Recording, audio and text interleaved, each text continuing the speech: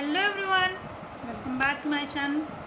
तो आज हम लोग लास्ट लेक्चर में हमने 3A डिमांड एनालिसिस को ख़त्म किया है, 12th स्टैंडर्ड के इकोनॉमिक्स सब्जेक्ट को, जो कि स्टेट बोर्ड का है। ठीक है, आज से हम लोग 3B इलास्टिसिटी ऑफ डिमांड पढ़ने वाले हैं। ठीक है, इलास्टिसिटी का मतलब सिंपल सा होता है चेंजेस, या कह सकते हैं कि डिमांड में जो चेंजेस आते हैं उसे इलास्टिसिटी ऑफ डिमांड कहा जाता है। ठीक है, तो बिना टाइम वेस्ट किए हम लोग फटाफट स्टार्ट करते हैं। And yes, please do like and subscribe my channel, क्योंकि आपके लाइक एंड सब्सक्राइब से मुझे और मोटिवेशन मिलता है कि मैं और ज़्यादा अच्छा कर सकूं। ठीक है, तो और मैं आपके लिए बहुत सारे शॉर्ट्स भी अवेलेबल कराती रहती हूँ, आप उसे भी देखिए और आपको जो लगता है आप कमेंट एंड लाइक कर सकते हैं। ठीक है, चलो फटाफट स्टार्ट करते हैं आगे। इंट्रोडक्शन की अगर हम बात करें तो प्रीवियस चैप्टर में हमने क्या देखा, लॉ ऑफ डिमांड देखा, which shows inverse relationship between quantity demand and price of commodity. ठीक है, and the law of demand does not explain the extent of change. Law of demand कितना हद तक चेंजेस आता है प्राइस में या डिमांड में, वो एक्सप्लेन नहीं करता है। So demand of change in the price. So law of demand fails to explain the quantitative relationship between price and quantity demand. Quantitative का मतलब क्या कि कितना अमाउंट ऑफ चेंजेस आता है वो एक्सप्लेन नहीं कर पाया लॉ ऑफ डिमांड। इसीलिए प्रोफेसर अल्फ्रेड मार्शल ने concept of elasticity of demand को इंट्रोड्यूस किया। ठीक है, चलो तो basically concept of elasticity of demand को देखते हैं। The term elasticity indicate responsiveness of one variable to change in other variable. एक वेरिएबल के चेंज होने से दूसरे वेरिएबल पे उसका क्या फ़र्क पड़ता है।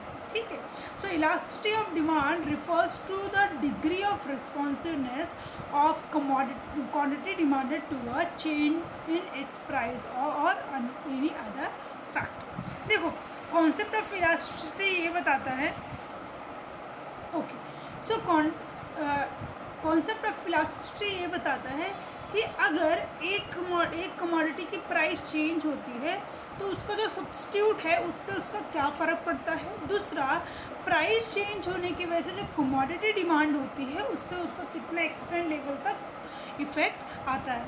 सो प्रोफेसर अल्फ्रेड मार्शल ने elasticity of demand as a great professor Alfred Marshall ने इसे एक्सप्लेन किया।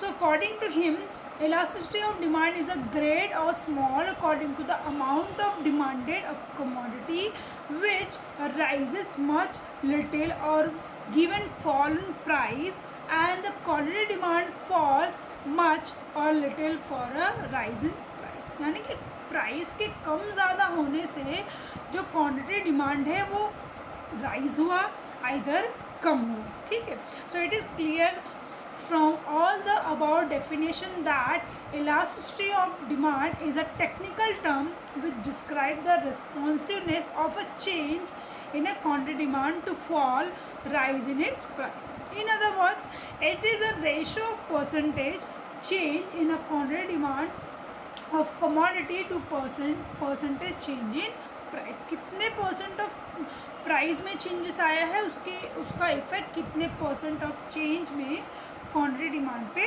पड़ा है। ठीक है, तो नेक्स्ट बात करते हैं हम लोग types of elasticity of demand. There are 3 types of, इसकी मैंने एक छोटे छोटे क्लिप्स भी आपको प्रोवाइड कराए हैं, आप जाके वहाँ पे भी चेकआउट कर सकते हैं। ठीक है, सबसे पहला आता है इनकम।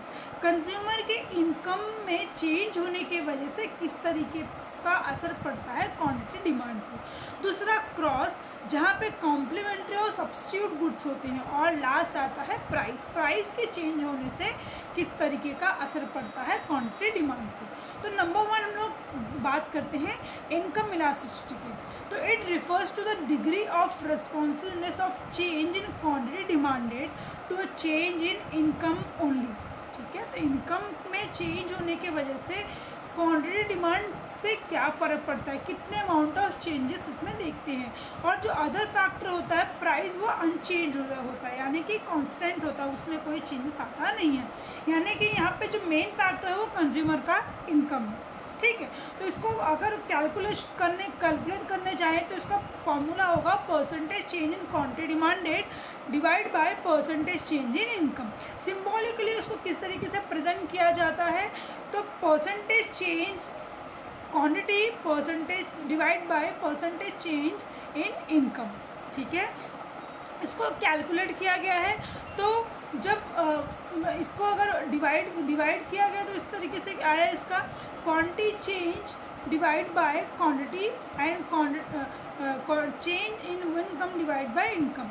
इसको अगर इन्वर्स किया गया लेफ्ट हैंड साइड को तो यहाँ पे मल्टीप्लाई हुआ है, और इसके जो भी टर्म्स है, फर्स्ट टर्म जो है वो रिप्रेजेंट करता है चेंजेस को, जो Q है वो रिप्रेजेंट करता है ओरिजिनल डिमांड को, Y रिप्रेजेंट करता है ओरिजिनल इनकम को, एंड चेंजेस जो यहाँ पे इस तरीके का सिंबल दिया हुआ है, changes of quantity symbol represent करता है चेंज इन क्वांटिटी डिमांड, और जो सेकंड सिंबल है वो रिप्रेजेंट करता है change in income of consumer. I hope आपको फर्स्ट समझ में आया होगा।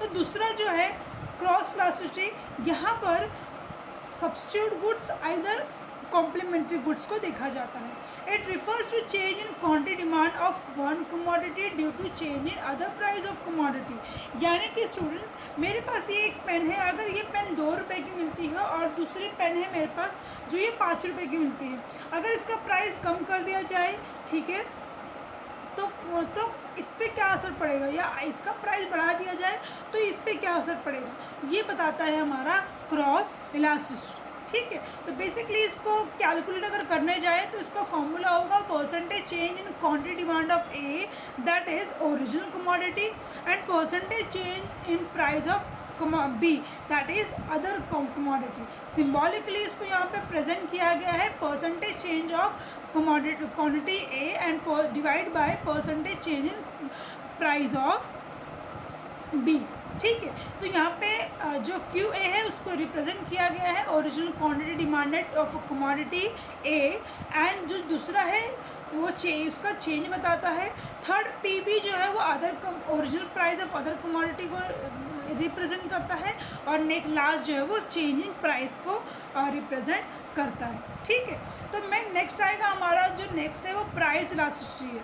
सो according to Alfred Marshall, price of elasticity of demand is a ratio of proportionate change, यानी कि प्रोपोर्शनेट चेंज कितना हुआ, कितना अमाउंट ऑफ चेंजेस आए, कितने परसेंटेज ऑफ चेंजेस आए हैं in the quantity demand of commodity to given proportionate change in a price.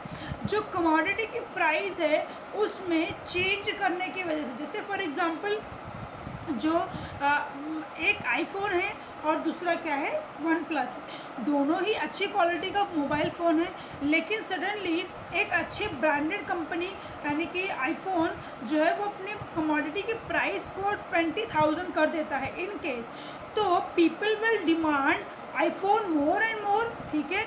OnePlus की डिफरेंट क्वालिटी है, still people will demand iPhone, क्योंकि उसका जो ब्रांड लोगो है यानी कि एक स्टेटस है जो मार्केट में बहुत ज़्यादा स्टैब्लिश हुआ है, ठीक है। तो पीपल विल डिमांड आईफोन होंगे, लेकिन अगर उसके सब्स्टिट्यूशन में कंज्यूमर के इनकम लेवल को देखते हुए OnePlus भी कुछ चेंजेस कर देता है, इन दैट केस जो कंज्यूमर है वो उस पर भी इफेक्ट होंगे, यानी कि प्रोपोर्शनेट चेंज प्राइस में आने की वजह से जो क्वांटिटी डिमांड है वो किस तरीके से बदल जाता है, ये बताता है प्राइस इलास्टिसिटी, ठीक है। तो इसको अगर कैलकुलेट करना हो तो इसका फॉर्मूला क्या होगा, percentage change in quantity demanded divide by percentage change in price, and symbolically इसको प्रेजेंट किया गया है percentage change of quantity demand divide by percentage change of price.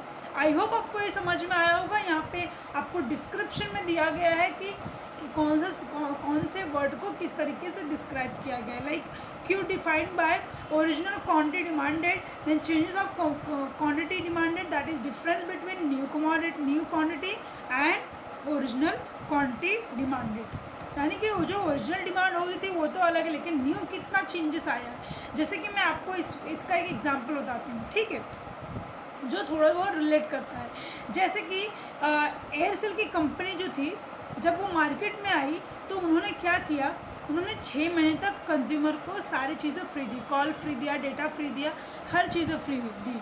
यानी कि क्या हुआ, कंज्यूमर जो है वो उसके इस्टेब्लिश हो गए अच्छे खासे। एज इट इज़ सेम जो फॉर्मूला है वो जियो ने भी इस्टेब्लिश किया। जियो ने क्या किया, जब वो मार्केट में आया तो उसने 3 महीने क्या किया था, कंज्यूमर को कॉल प्लस डेटा सारी चीज़ें फ्री दी थी। यानी कि इसकी वजह से क्या हुआ, बाकी जितने टेलीकॉम कंपनीज हैं उन पे क्या हुआ, फटाफट उसका असर पड़ने लगा, क्योंकि जो कंज्यूमर थे वो एयरटेल वोडाफोन से जियो की तरफ शिफ्ट हो रहे थे, राइट। तो यहाँ पर प्राइस इलास्टिसिटी यही बताती है कि प्रोपोर्शनेट चेंज इन प्राइस की वजह से किस तरीके से क्वांटिटी डिमांड में फ़र्क देखने मिलता है। तो नेक्स्ट लेक्चर में हम लोग नेक्स्ट टॉपिक पढ़ेंगे। आज के लेक्चर में हमने क्या क्या पढ़ा है, let's revise then will end of the lecture. And please do like and subscribe my channel, क्योंकि आपके लाइक एंड सब्सक्राइब से मुझे बहुत ज़्यादा मोटिवेशन मिलता है। ओके, तो ये चैप्टर हमने स्टार्ट किया है, फिर हमने इसमें इंट्रोडक्शन देखा, देन हमने कॉन्सेप्ट ऑफ इलास्टिसिटी देखा। ओके, देन यहाँ पर हमने क्या देखा, नेक्स्ट जो है टाइप्स ऑफ इलास्टिसिटी देखा। उसमें इनकम के चेंजेस, कंज्यूमर ऑफ इनकम के चेंज होने से कमोडिटी डिमांड पे क्या फ़र्क पड़ता है। दूसरा क्रॉस इलास्टिसिटी है, जिसमें सब्स्टिट्यूट या कॉम्प्लीमेंट्री गुड्स आते हैं।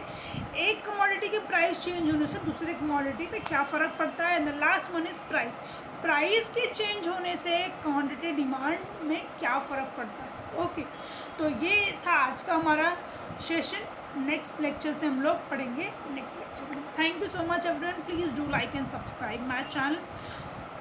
जितना एफर्ट्स मैं कर रही हूँ आप मेरे एफर्ट्स को अप्रिशिएट करो। Thank you.